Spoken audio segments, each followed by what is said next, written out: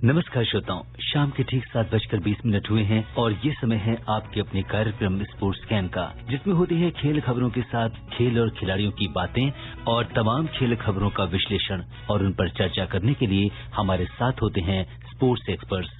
आज के sports scan की इस एडिशन के साथ मैं हूं आपका होस्ट और दोस्त सिद्धार्थ सिंह, और तमाम खेल खबरों पर विस्तार से चर्चा करने के लिए हमारे साथ स्टूडियो में मौजूद हैं वरिष्ठ खेल पत्रकार शबाब अनवर। शबाब, स्पोर्ट्स स्कैन कार्यक्रम में आपका स्वागत है। धन्यवाद और श्रोताओं को नमस्कार। सबसे पहले नजर डालते हैं अब तक की स्पोर्ट्स हेडलाइंस पर। इंडियन सुपर लीग में आज गोवा में एफसी गोवा का मुकाबला नॉर्थ ईस्ट यूनाइटेड एफसी के साथ अब से कुछ देर बाद शुरू होगा। भारतीय महिला फुटबॉल टीम का कोरोना काल के बीच का पहला प्रशिक्षण सत्र कल से गोवा में शुरू। भारत और ऑस्ट्रेलिया के बीच 3 मैचों की एक दिवसीय श्रृंखला का तीसरा मैच बुधवार को कैनबरा में खेला जाएगा। ऑस्ट्रेलियाई टीम में डेविड वार्नर और पैट कमिंस आखिरी वनडे और 2020 श्रृंखला में भाग नहीं लेंगे, और न्यूजीलैंड ने 2020 क्रिकेट श्रृंखला के दूसरे मैच में वेस्टइंडीज को 72 रन से हराकर 3 मैचों की श्रृंखला में 2-0 की अजेय बढ़त बनाई।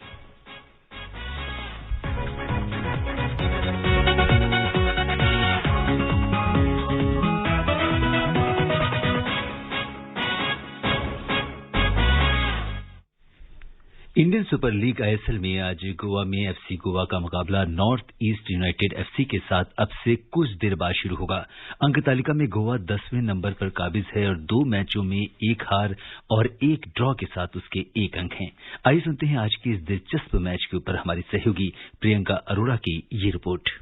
इंडियन सुपर लीग आईएसएल के 7वें सीजन में अब से कुछ देर बाद मेजबान एफसी गोवा जब फतार्डो के जवाहरलाल नेहरू स्टेडियम में नॉर्थ ईस्ट यूनाइटेड के खिलाफ मैदान पर उतरेगी, तो उसकी कोशिश 2 मैचों के बाद सीजन की अपनी पहली जीत दर्ज करने की होगी। एफसी गोवा के कोच खुआन फेरेंडो ने क्लब के साथ जुड़ते ही अपना प्रभाव दिखाना शुरू कर दिया है। पहले 2 मैचों में गोवा अपने अटैकिंग में कमजोर रहा, लेकिन फुटबॉल में अंतिम परिणाम मायने रखता है और शानदार प्रदर्शन के बावजूद गोवा पहले 2 मैचों में 3 अंक प्राप्त करने में सफल नहीं रहा है। हालांकि नॉर्थ ईस्ट की टीम गोवा के खिलाफ पिछले 5 मुकाबलों में से एक भी मुकाबला नहीं जीत पाई है। नॉर्थ ईस्ट को इन 5 मैचों में 3 में हार मिली है, जबकि उसने 2 ड्रॉ खेले हैं। लेकिन कोच गिरार्ड नुस गोवा के खिलाफ नॉर्थ ईस्ट की पिछली विफलताओं को पीछे छोड़ चुके हैं। नुस के मार्गदर्शन में नॉर्थ ईस्ट ने इस सीजन में मुंबई को हराया और केरला ब्लास्टर्स से अंक बांटा है।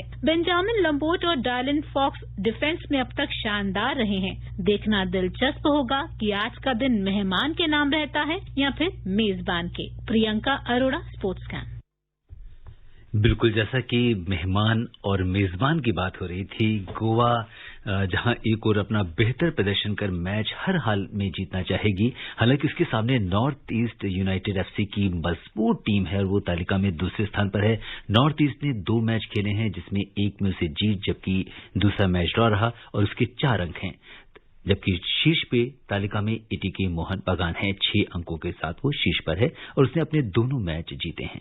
तो आज किस तरह का प्रदर्शन आप देख रहे हैं? देखिए, गोवा जब भी खेलती है, गोवा में तो फेवरेट हमेशा रहती है। जिस तरह से कोलकाता की टीमें कोलकाता में फेवरेट रहा करती थी, लेकिन अब परिस्थिति थोड़ी सी बदली हुई है। अपनी रिपोर्ट में प्रियंका ने स्वयं बताया है कि जो अटैक जिसके लिए गोवा की टीम एफसी क्लब जानी जाती थी, वो अटैक देखने को अभी तक मिला नहीं है। और अच्छा प्रदर्शन अटैक के अलावा अगर हम डिफेंस की बात करें, डिफेंस में निश्चित रूप से उनके रक्षा पंक्ति के खिलाड़ियों ने अच्छा प्रदर्शन किया है।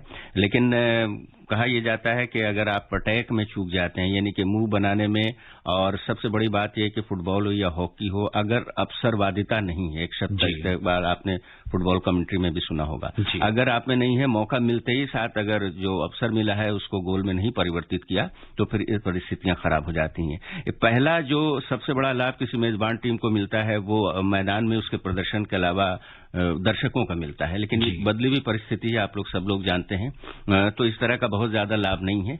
लेकिन अगर अंक, जैसा कि आपने भी बताया अपनी रिपोर्ट में, कि अगर हम अभी तक के आंकड़ों पर अगर नजर डालें तो निश्चित रूप से नॉर्थ ईस्ट भारी है गोवा पर इस समय। जी, और अब डालते हैं कल के मैच के ऊपर एक नजर। आईएसएल में कल चेन्नई एफसी और केरला ब्लास्टर्स एफसी ने गोल रहित ड्रॉ खेला। चेन्नई के पास 74वें मिनट में गोल करने का स्वर्णिम मौका था, लेकिन याकूब सिल्वेस्टर की पेनल्टी को ब्लास्टर्स के गोलकीपर अल्बिनो गोम्स ने नाकाम कर दिया। इस ड्रॉ के बाद 2 बार की आईएसएल चैंपियन चेन्नई की टीम 2 मैचों में 4 अंक के साथ तीसरे स्थान पर बरकरार है। वहीं दूसरी ओर केरल की टीम 2 ड्रॉ के साथ 2 अंक के साथ 7वें स्थान पर चल रही है। तो यहां पे भी अगर हम चेन्नई की बात करें तो मतलब एक टॉप की टीम है और बहुत अच्छा इन्होंने प्रदर्शन किया है, लेकिन कल जो है जिस तरह से दोनों जो है ये मैच ड्रॉ हो गया। बिल्कुल, इसमें भी मौका गंवाने वाली बात इस मैच में भी आपने खुद ही बताया। तो इसमें यही है कि अगर मौका आपको मिलता है और अगर आप उसका फायदा नहीं उठाते हैं तो परिस्थितियां बदल जाती हैं। लेकिन फिर भी चेन्नई चूंकि 2 बार की विजेता है तो इसका मनोवैज्ञानिक जो लाभ है आने वाले मैचों में निश्चित रूप से मिलेगा। और चेन्नई के खिलाड़ियों की एक खास बात यह है कि वो जो कि हालांकि बहुत छोटे कद के खिलाड़ी उनके पास नहीं है गोवा मणिपुर के मुकाबले में, लेकिन वो ज्यादातर गेंद को अपने पास नहीं रखते हैं। एकाकी प्रयास वाली रणनीति उनके पास नहीं है। ज्यादा से ज्यादा अपने दूसरे साथी खिलाड़ी को गेंद देते हैं, जिसके कारण गेंद मैदान में लगातार एक चक्रव्यूह की तरह अगर देखा जाए तो नाचती रहती है और देखने में बहुत अच्छा लगता है। ये बहुत बड़ी खूबी है। जी बिल्कुल, और देखना दिलचस्प होगा कि आज की मैच में क्या होता है। भारतीय महिला फुटबॉल टीम का कोरोना काल के बीच का पहला प्रशिक्षण सत्र कल से गोवा में शुरू हो रहा है। 2022 की प्रतियोगिताओं के लिए इस शिविर में अभ्यास किया जाएगा। तो अब महिला फुटबॉल टीम भी जो है वो फ्रंटलाइन पे आने वाली है। बिल्कुल, वो बायो बबल गोवा में ही तैयार किया गया है, जैसा कि अन्य प्रतियोगिताओं के लिए कोरोना काल में होता है। तो ये पूरे 9 महीने के बाद अगर देखा जाए तो ये फिर से मैदान में उतर रही है। टीम के कोच ने कहा है कि पूरी तैयारी टीम की है। 2022 में 2 बड़ी प्रतियोगिताएं, एक अंडर 17 विश्व कप के अलावा एएफसी की जो महिला विमेंस प्रतियोगिता है उसमें भारतीय टीम को भाग लेना है। इसमें एक टूर्नामेंट की मेजबानी स्वयं भारत को भी करनी है। तो उस हिसाब से अगर देखा जाए तो काफी दिनों से ऐसा आ रहा था कि घरेलू जो प्रशिक्षण सत्र हैं या घरेलू प्रतियोगिताएं हैं वो कब से शुरू होंगी। तो धीरे धीरे इस पर से बादल छट रहे हैं और आपको ये भी पता होगा कि अन्य खेलों की भी बहुत जल्दी घरेलू प्रतियोगिताएं शुरू होने वाली हैं। तो शुरुआत भारतीय एक आईएसएल से हुई और उसके बाद महिला फुटबॉल से हुई। बहुत जल्द आपको ये भी सुनने को मिलेगा कि रणजी ट्रॉफी या सैयद मुश्ताक अली ट्रॉफी की घरेलू क्रिकेट प्रतियोगिता भी शुरू हो जाएगी दिसंबर से जनवरी के बीच। तो ये एक अच्छी बात यह है कि कोरोना काल के बीच अब जबकि दूसरी और तीसरी लहर का हम सामना कर रहे हैं, लेकिन पूरे बायो बबल और पूरी जो गाइडलाइंस हैं पूरे प्रोटोकॉल के साथ धीरे धीरे खिलाड़ी खेल के मैदान में वापस आ रहे हैं। ये एक अच्छी बात है खेल के लिए और खिलाड़ी के लिए और खेल प्रशंसकों के लिए भी। बिल्कुल, जब इस तरह की प्रतियोगिताएं होती हैं, क्योंकि अगर हम देखें तो कोरोना काल में बहुत अच्छी खबरें हमारे पास नहीं होती, लेकिन जब आईपीएल है, भारत का जो ऑस्ट्रेलिया दौरा है या इस तरह की जो प्रतियोगिताएं हैं तो इससे कहीं ना कहीं सबसे ज्यादा जो प्रभाव पड़ा वो खिलाड़ियों के ऊपर पड़ा था, क्योंकि खिलाड़ी स्टेडियम में नहीं जा रहे थे, प्रैक्टिस में नहीं थे, टूर्नामेंट्स नहीं हो रहे थे।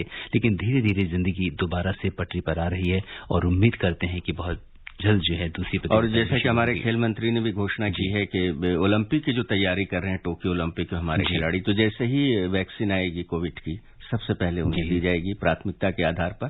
तो जहां पर हर क्षेत्र के लोगों का पूरा ध्यान रखा जा रहा है वहां पर सरकार की ओर से और जो भारतीय खेल संघ है उनकी ओर से खिलाड़ियों का भी पूरा ध्यान रखा जा रहा है। बात करते हैं स्पेनिश लीग की। एलावेस ने रियल मैड्रिड को स्पेनिश फुटबॉल लीग के मुकाबले में 2-1 से हराया। ये रियल मैड्रिड की लगातार तीसरी हार है। एलावेस के लुका पेरेज और जोसेलू ने गोल कर टीम को जीत दिलाई। रियल मैड्रिड की ओर से कासिमिरो ने गोल किया। इससे रियल मैड्रिड एटलेटिको मैड्रिड से 6 अंक पीछे खिसक गई है। रियल मैड्रिड की टीम चौथे स्थान पर है और शीर्ष स्थान से 6 अंक पीछे चल रही है। यह काफी संघर्ष करने की भी जरूरत है, क्योंकि वैसे अगर देखा जाए तो 6 अंक बहुत ज्यादा नहीं होता है, लेकिन आने वाले दिनों में मैचों में जिस प्रकार से प्रतिद्वंदियों का सामना उन्हें करना है तो उससे थोड़ी मुश्किल है उनके सामने।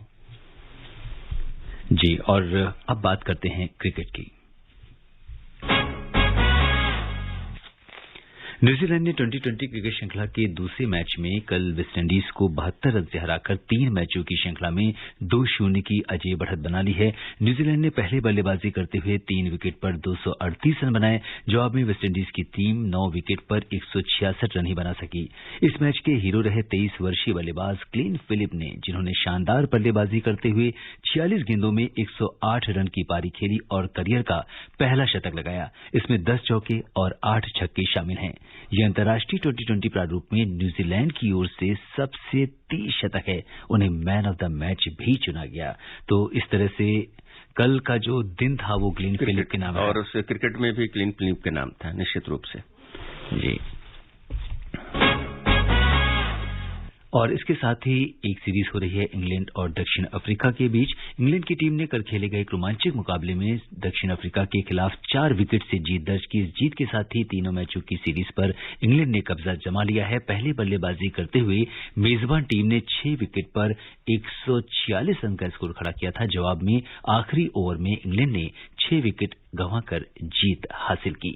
तो इस तरह से यहां पे देखें तो यहां भी कहीं ना कहीं इंग्लैंड की जो टीम है वो इस समय बहुत जबरदस्त फॉर्म में है। और उसका ये कारण यह है कि हम कोरोना की बात कर रहे थे। कोरोना काल में इंग्लैंड एक ऐसी टीम है जिसको सबसे ज्यादा प्रोत्साहन वहां के प्रधानमंत्री से, वहां के क्रिकेट बोर्ड से मिला। तो चूंकि लोकल लीग भी वहां पर पहले शुरू हुई और क्रिकेट श्रृंखला और थोड़े बहुत जो दर्शक आज आप देख रहे हैं क्रिकेट के मैदान में, वो भी England and Wales cricket board की ही देन है।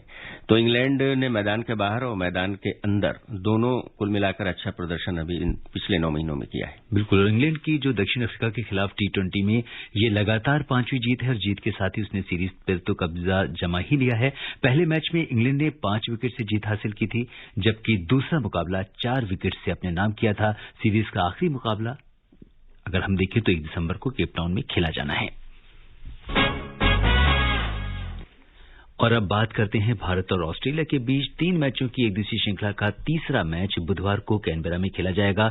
आकाशवाणी से इस मैच का आंखों देखा हाल हिंदी और अंग्रेजी में सुबह 8:30 बजे से प्रसारित किया जाएगा। इसे FM रेनबो, राजधानी और प्रसार भारती के YouTube चैनल सहित अन्य चैनलों पर सुना जा सकता है। 3 मैचों की श्रृंखला में ऑस्ट्रेलिया ने 2-0 की बढ़त बना ली है और इसमें यहां पर एक छोटा सा परिवर्तन होगा। ऑस्ट्रेलिया टीम के ओपनर डेविड वार्नर चोट के कारण सीरीज के आखिरी वनडे और 3 2020 की श्रृंखला से बाहर हो गए हैं। वहीं तेज गेंदबाज पैट कमिंस को वर्कलोड के कारण आराम दिया गया है। सीरीज के शुरुआती 2 वनडे मैचेस में वार्नर ने 2 अर्धशतक के साथ 152 रन बनाए हैं। दूसरे मैच में उन्होंने 83 रन की पारी खेली थी और यहां पे मतलब जिस तरह का अगर उनकी हम एब्सेंस के बीच टीम को देखें तो कहीं ना कहीं ऑस्ट्रेलिया के लिए एक बड़ा झटका है। निश्चित रूप से ऑस्ट्रेलिया वनडे सीरीज हालांकि जीत चुका है, उसमें कोई परेशानी नहीं है, लेकिन T20 के लिए से भी वो बाहर हो गए हैं। तो अगर T20 के संदर्भ में बात की जाए, क्योंकि T20 में भारत का प्रदर्शन अच्छा रहता है और बहुत सख्त चुनौती जैसा कि मैं समझता हूं कि T20 में ऑस्ट्रेलिया को भारत से मिलने वाली है। तो उसमें इस तरह के खिलाड़ी का अगर नहीं रहना ऑस्ट्रेलिया के लिए थोड़ी सी मुश्किल हो सकती है। लेकिन ऑस्ट्रेलिया एक ऐसी टीम है जो बहुत ज्यादा प्रोफेशनल है। उनके पास जो बैक बेंचर्स हैं, यानी कि वैसे खिलाड़ी जो इस समय नहीं खेल रहे हैं, तो उनको लेकर के वो आगे बढ़ेंगे और जीतते भी हैं वो। दूसरी तरफ हम ये देख रहे हैं कि हमारे ओर से भारतीय जो कि क्रिकेट प्रशंसक है या भारतीय क्रिकेट जो एक्सपर्ट्स हैं, उनके तरफ से लगातार ये मांग उठ रही है कि आखिर हम क्यों अपने युवा खिलाड़ियों को तरजीह क्यों नहीं दे रहे हैं। 2-3 नाम ऐसे हैं जिन्हें ऑस्ट्रेलिया के दौरे पर जाना चाहिए था, वो अच्छा प्रदर्शन भी करते और नतीजा आपके सामने है। बिल्कुल। दरअसल सीरीज के दूसरे वनडे में कल भारतीय पारी के चौथे ओवर में फील्डिंग के दौरान वार्नर चोटिल होकर मैदान से बाहर चले गए थे। हेजलवुड के ओवर की चौथी बॉल पर धवन ने स्ट्रेट शॉट खेला, जिसे रोकने के लिए वार्नर ने डाइव लगाई थी। इस दौरान उन्हें हैमस्ट्रिंग की शिकायत हुई थी। तो ये अभी फिलहाल कब तक बाहर रहेंगे ये अभी कंफर्म नहीं है और उसके बाद ही पता चलेगा। इसके अलावा अगर हम कल के मैच की बात करें कि ऑस्ट्रेलिया ने भारत को दूसरी मैच में कल 51 रन से हरा दिया और इसके साथ ही उसने एक दूसरी मैचों की श्रृंखला तो जीत ही ली है। कल भारतीय गेंदबाजों का जो प्रदर्शन है वो कुछ खास नहीं रहा और ऑस्ट्रेलिया के शीर्ष 5 बल्लेबाजों ने 50 से ज्यादा का स्कोर बनाया। इनमें स्टीव स्मिथ ने शानदार 104 रन की पारी खेली। वहीं कप्तान Aaron Finch, David Warner, Marnus Labuschagne और ग्लेन मैक्सवेल ने अर्धशतक लगाया। अगर देखें कल के मैच के बारे में तो भारत ने विकेट लेने के लिए कुल 7 गेंदबाजों का इस्तेमाल किया। इनमें जसप्रीत बुमराह, मोहम्मद शमी, नवदीप सैनी, युजवेंद्र चहल ने तो 70 से ज्यादा रन दिए। तो लेकिन आप 7 गेंदबाज लगा तो सकते हैं, लेकिन आपने ये देखा होगा कि एक दिवसीय क्रिकेट में 50 ओवरों की क्रिकेट में अगर हम अपने जो स्ट्राइक बॉलर हैं उनको पहले स्पेल में केवल 2 ओवर में ही हटा लेते हैं तो इसका नतीजा पहले भी भुगतना पड़ा है। और यही काम विराट कोहली ने किया। बहुत अच्छे कप्तान हैं, लेकिन इस श्रृंखला में विराट कोहली की कप्तानी यानी कि उनकी रणनीति के बारे में लोगों के समझ में नहीं आ रहा है। क्योंकि अगर आप ये T20 नहीं है, ये एक दिवसीय क्रिकेट है, इसमें पहला स्पेल कम से कम 4 ओवर का होना चाहिए। तो 4 ओवर का स्पेल जसप्रीत बुमराह जैसे बॉलर, मोहम्मद शमी जैसे बॉलर से नहीं करा करके अगर उनमें 2 ओवर तक सीमित रखते हैं, उसके बाद हम गेंदबाजी में परिवर्तन करते हैं। और यही कारण आपने देखा होगा सिद्धार्थ जी के इस तरह का जो पहला जो पावर प्ले होता है उसमें विकेट नहीं मिल पा रहा है भारतीय गेंदबाज को। तो ये बहुत बड़ी असफलता मैं कहूंगा, जिसके कारण ऑस्ट्रेलिया इतना बड़ा स्कोर खड़ा करके जीत जा रहा है। तो पावर प्ले में पहले वनडे में भी हमने देखा, दूसरे और ये लगातार 5वां मैच है जिसमें पावर प्ले में भारत तो कुल मिलाकर अगर देखा जाए इस श्रृंखला के दोनों मैचों में तो गेंदबाजों में धार नहीं है, ये हम मानने के लिए बिल्कुल तैयार नहीं है।